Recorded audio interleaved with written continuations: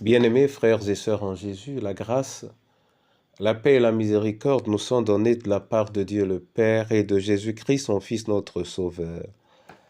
Amen. Pour notre méditation de ce jour, nous allons lire dans le premier livre de Samuel au chapitre 10. Nous prendrons du verset 9 au verset 13. Avant la lecture, chantons à la gloire du Seigneur Jésus, souviens-toi du calvaire. C'est le 251 dans Sur les ailes de la foi. Souviens-toi du calvaire, de l'angoisse à la croix, du combat solitaire qu'il a livré pour toi. Cède ton cœur à ton Sauveur. Cède ton cœur à ton Sauveur. Crois, ô crois sa grâce, ne désespère plus. Jésus a pris ta place, tous par lui sont reçus. Cède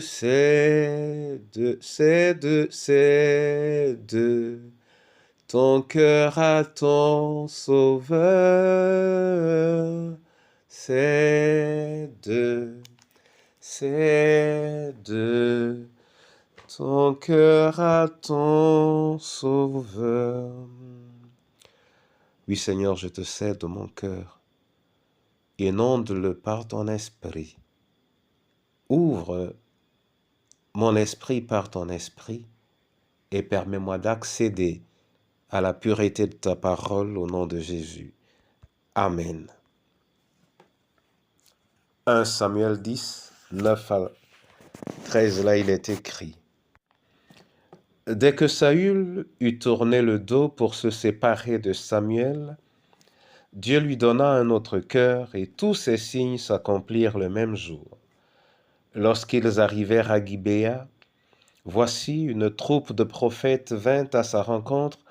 L'Esprit de Dieu le saisit et il prophétisa au milieu d'eux.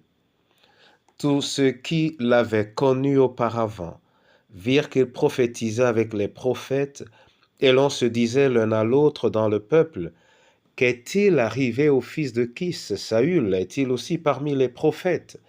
Quelqu'un de Gibéa répondit, « Et qui est leur père ?» De là le proverbe, « Saül est-il aussi parmi les prophètes ?» Lorsqu'il eut fini de prophétiser, il se rendit au haut lieu. Amen. Mon frère et ma sœur, quelque chose de fabuleux s'opère dans l'expérience de Saül qui vient d'être oint roi, parce qu'il a reçu l'onction de Dieu lorsqu'il s'est retrouvé au milieu d'autres personnes ointes. Alors, il a été saisi par l'Esprit du Seigneur et il a prophétisé avec eux un don comme les autres.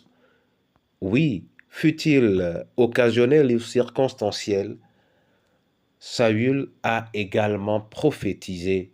Mais il a réussi à prophétiser parce que son esprit, l'esprit qu'il avait reçu, était en phase avec l'esprit qui déplaçait les prophètes.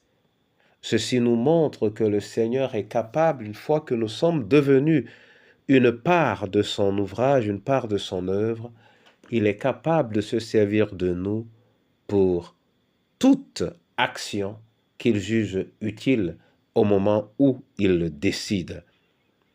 Que l'Éternel lui-même nous emplisse de son esprit et qu'il opère à travers nous au nom de Jésus. Amen. Père éternel, je veux te bénir et te rendre grâce pour ton œuvre immense, étendue et indéterminée au départ pour l'homme. Merci pour ce que tu as fait pour Saül. Tu as transformé son cœur et tu as fait de lui pour l'occasion un prophète, parce que tu voulais manifester ton esprit au milieu de ceux qui ont été touchés par le même esprit. Oh, nous nous remettons entre tes mains, Seigneur, afin que tu nous accordes ton esprit et que tu accordes à ceux qui se rassemblent en ton nom d'un cœur sincère de vivre ensemble la manifestation de ton esprit au nom précieux de Jésus-Christ. Oh, que cette grâce, Seigneur, soit le privilège des veufs, veuves et orphelins. Que cela soit le privilège de toute famille qui t'invoque de manière sincère. Oh, en ces jours, Seigneur, de manière particulière, que cela soit une particularité de ton Église afin qu'elle soit purifiée, assainie et fondée par un ensemble de pierres, mais de pierres vivantes pour la manifestation de ta gloire. Je veux te bénir, Seigneur, et te dire merci pour ce jour. Ouvre toi-même au-dessus de nous les écluses des cieux et permets que ton esprit, oui Seigneur, se manifeste dans la vie de ceux qui espèrent en toi, partout où ils se trouvent, au nom du Père, du Fils et du Saint-Esprit. Amen. Que le Seigneur lui-même ouvre les écluses des cieux au-dessus de vous et qu'il verse son huile sur vous, qu'il vous accompagne et qu'il se manifeste en vous et à travers vous, au nom du Père, du Fils et du Saint-Esprit. Amen.